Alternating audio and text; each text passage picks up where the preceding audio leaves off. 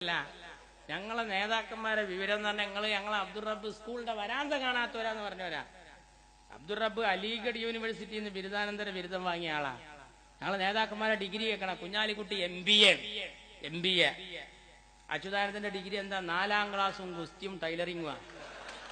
അയാള് മുഖ്യമന്ത്രിയായപ്പോ ഒരു പ്രമാണിച്ചു എതിർക്കാണ്ടായില്ലല്ലോ. സുകുമാർ അഴീക്കോട് എന്നൊക്കെ ഏത് മടയിലായിരുന്നു.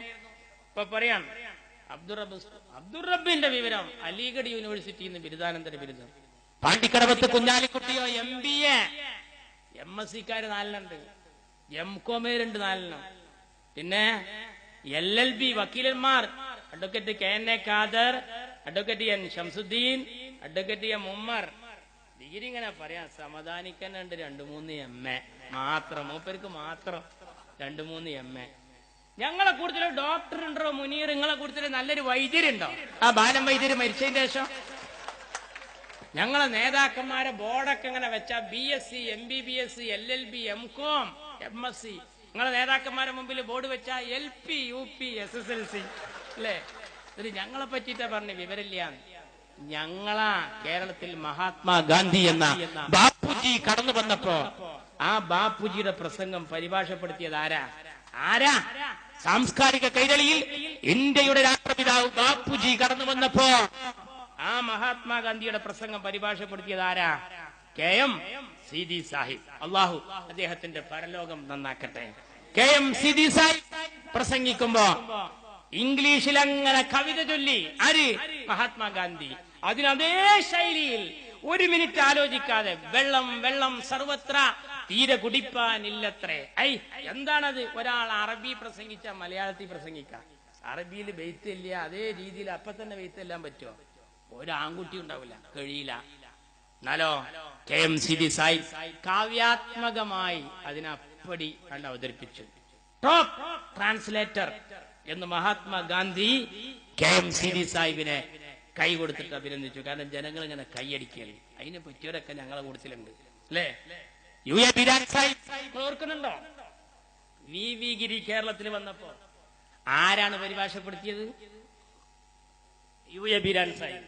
ബീരാൻ സാഹിബിനെ കൊണ്ടുപോയത്. ഇപ്പൊ സോണിയാഗാന്ധി വരും കേരളത്തിൽ, വരാറുണ്ട്. കടപ്പുറത്തൊക്കെ, കോഴിക്കോട് കടപ്പുറത്തൊക്കെ വരുന്ന പാരാവാരം പോലെ പരന്നു കിടക്കുന്ന ആ മൈതാനിയിൽ ഇന്ത്യൻ നാഷണൽ കോൺഗ്രസിന്റെ അമരക്കാരിയായ രാജ്യം ഉറ്റുനോക്കുന്ന ഗാന്ധി കുടുംബത്തിലെ ഒരംഗം, അല്ലെങ്കിൽ അവരുമായി ബന്ധപ്പെട്ട ഒരംഗം സോണിയാഗാന്ധി അവിടെ പ്രസംഗിക്കുമ്പോ എല്ലാവരും പറയും, ആര് പരിഭാഷപ്പെടുത്തണം? ഭംഗിന്റെ ആണെങ്കിൽ അബ്ദുസ്സമദ് സമദാനി വരട്ടെ. എന്താ കാരണം? അത് കാവ്യം, താളം, ലയം അല്ലേ?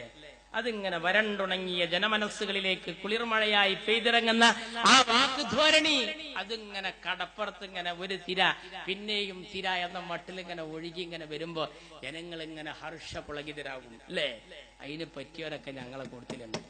സോണിയാഗാന്ധി വരുമ്പോ വരെ കൊണ്ടുപോകുന്നത് സമദാനിനെ അല്ലേ?